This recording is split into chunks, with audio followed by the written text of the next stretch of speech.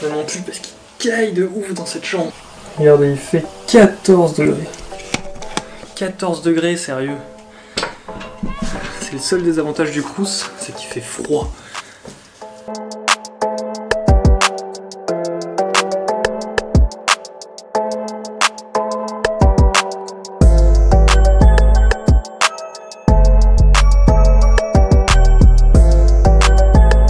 Alors je suis sûr qu'on est obligé de passer par des échecs pour atteindre la réussite, parce que c'est comme ça qu'on définit la réussite en fait. Réussir, c'est faire quelque chose que les autres n'ont pas fait, ou alors que très peu d'autres personnes ont fait.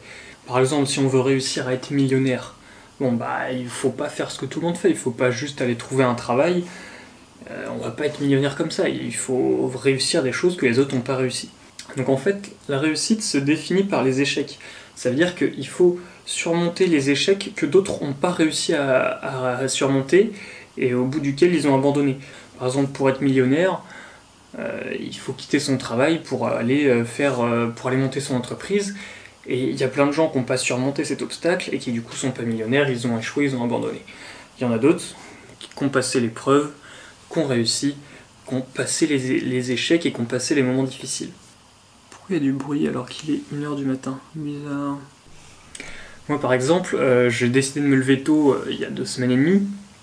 Je me levais à 5h pour faire ces vidéos, et là je trouvais que j'avais pas assez de sommeil. Du coup depuis une semaine je me dis ok, je m'écoute, je dors tant que je veux, et au final je me lève beaucoup trop tard.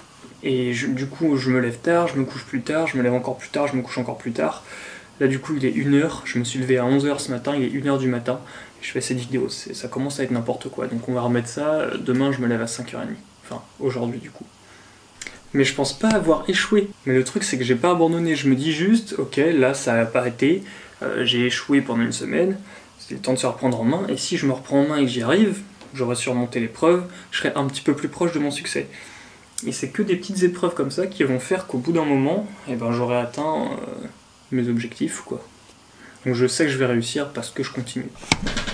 D'ailleurs, le mieux pour bien gérer son sommeil, je pense que ce serait de s'écouter profondément.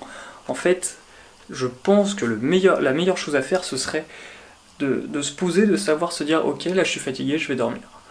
Alors après, ça semble très très simple comme idée, comme ça, de se dire qu'en fait il suffit de s'écouter. En réalité, c'est très dur pour 2 choses. Première chose, l'environnement.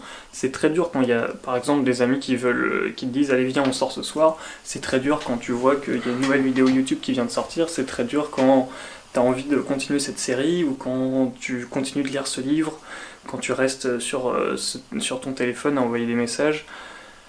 Ça reste compliqué de s'écouter soi-même parce que ça veut dire qu'il faut se poser, arrêter de faire ce qu'on est en train de faire et se dire ok, est-ce que là je suis fatigué?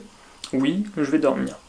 La deuxième chose qui est très compliquée, c'est après qu'on ait trouvé le temps de se poser, de se poser cette question, ce qui est difficile, c'est après de s'écouter et de se dire, enfin de se respecter, de s'écouter, et de se dire maintenant, je vais dormir, et de se mettre réellement au lit.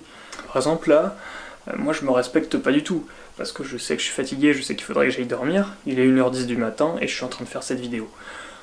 Je suis pas un bon exemple pour ce coup-là, mais bon, faut choisir, soit tu dors, soit t'avances un peu plus vers tes objectifs, au bout d'un moment, bon... Ok. J'ai une petite nouvelle à vous annoncer, j'ai créé une newsletter.